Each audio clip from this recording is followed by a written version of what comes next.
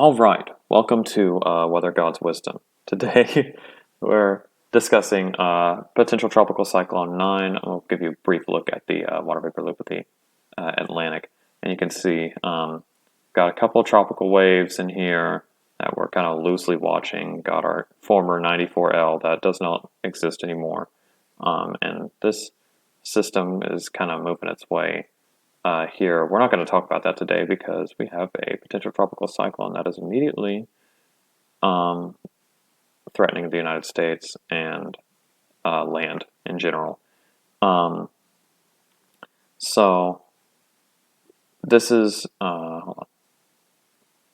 We're looking at a potential tropical cyclone 9. We have not found a bona fide circulation. We have this kind of northeasterly flow coming in from on the northern side of the system, and this is being kind of translated to a southwesterly flow. We have this just like axis of that is kind of gradually tightening up.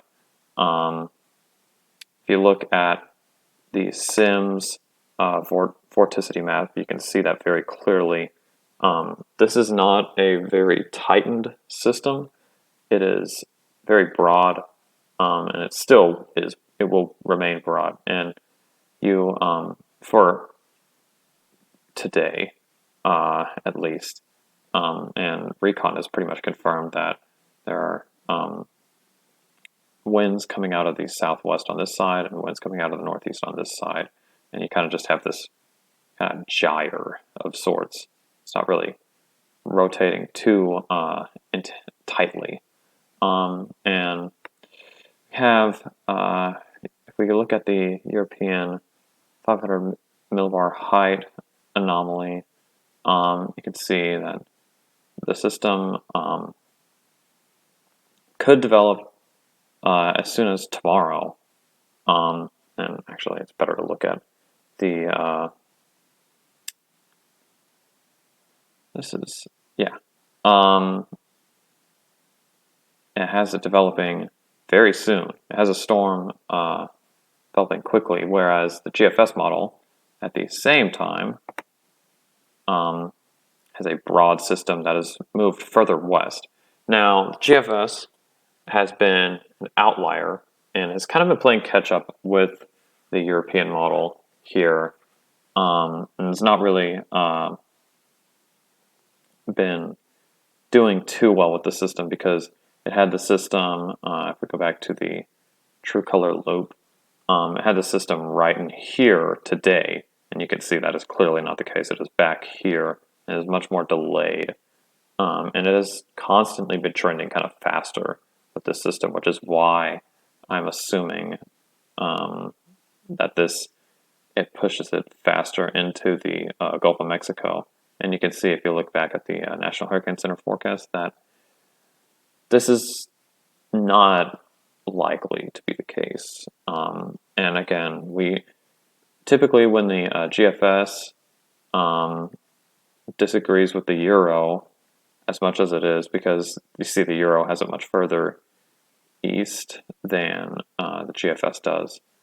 And you get something in between. That's typically what happens when you have such a stark disagreement, because this, again, happened with Tropical Storm Barry, and it ultimately came down to where the center of circulation kind of developed, and that is what we're dealing with now. We don't know where the system will develop, so right now, intensity forecasts are kind of just, you need to throw them out of the window at this point. We have a general idea, but we don't have an amazing idea of at least a clear idea of what we are going to be dealing with. You have kind of just, this is just a mess. This is just a mess. And we won't really know much about what the system is going to be doing until a low-level center forms, and it all depends on where this low-level center forms. If it forms up in the northeastern Bahamas, or it forms a little further to the west near.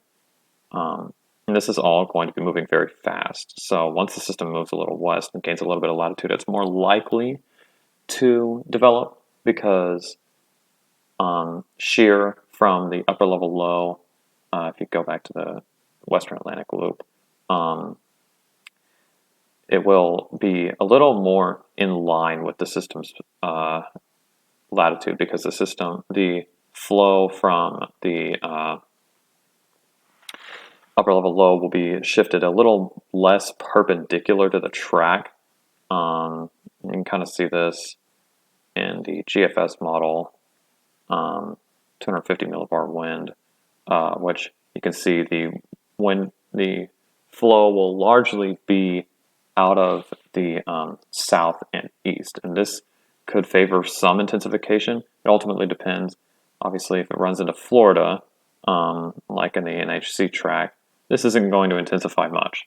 But if it does not run into Florida and moves a little further off the coast, and a lot of models have kind of agreed that this could happen, then you could see a strengthening system off of the coast of the Carolinas, somewhere in here. And again, we're kind of dealing with a similar setup to Dorian, actually,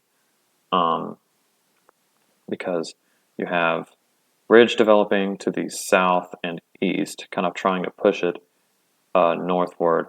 And as you go a little further, you have a ridge developing over the Midwest that's trying to push it in the other direction. And so you have kind of a stalled system. This trough is going to exit. And so what happens here is it kind of just sits.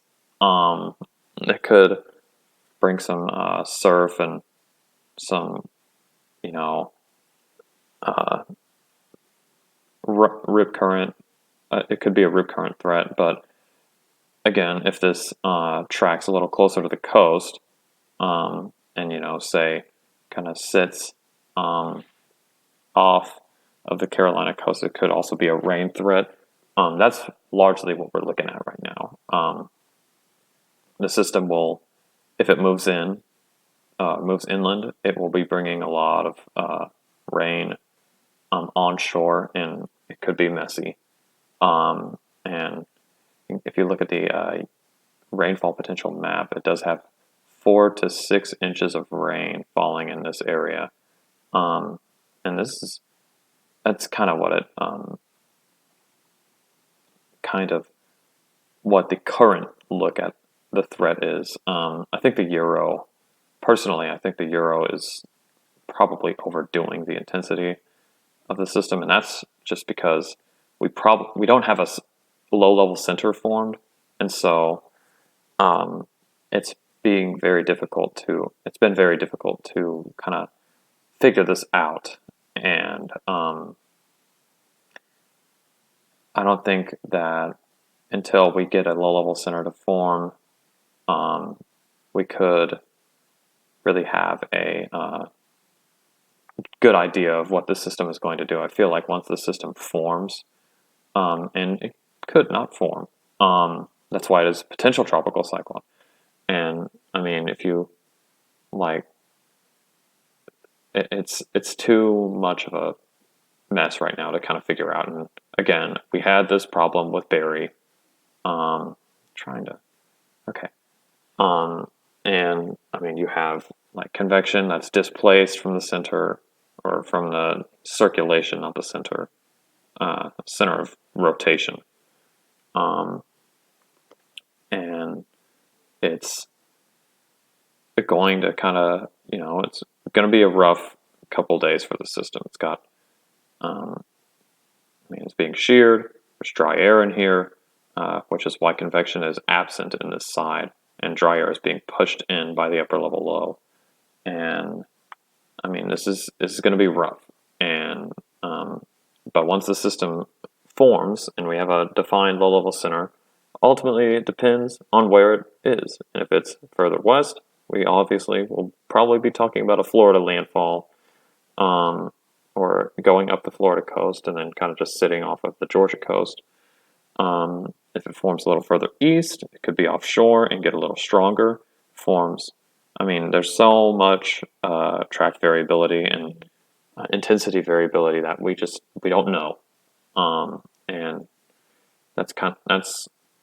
yeah, and it'll all be cleared up relatively in a few days, or probably by tomorrow if the storm forms. It ultimately depends on when it forms, where it forms, and yeah, that's it.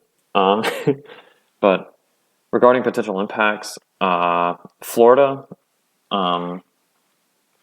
you could be dealing with a low end tropical storm. As this, if this track verifies, it won't be very strong. Probably 45 mile an hour winds. But mainly, as we looked at just a couple seconds ago,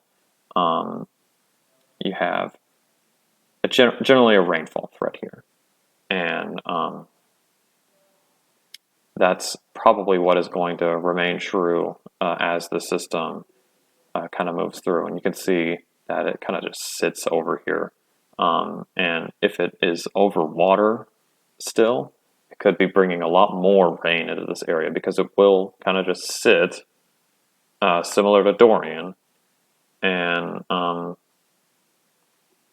we don't really know where or what is precisely going to happen. But all we know is that this is the general steering setup. You have a ridge to the northwest and a ridge to the southeast, which is going to provide competing flows, which is going to just kind of make the system sit. And this could have implications down the road. But then again, we're not going to talk about that because we only talk about the 5-day forecast. And it's too uncertain. So that's all for this video. Be sure to visit tropicaltidbits.com and note that I am not a meteorologist. I am a weather nerd and love doing this stuff, but do not listen to my opinions for final decisions. And as always, stay tuned to the National Hurricane Center and your local National Weather Service office in order to make decisions on potential tropical cyclone 9. As always, thanks for watching, and see you in the next video.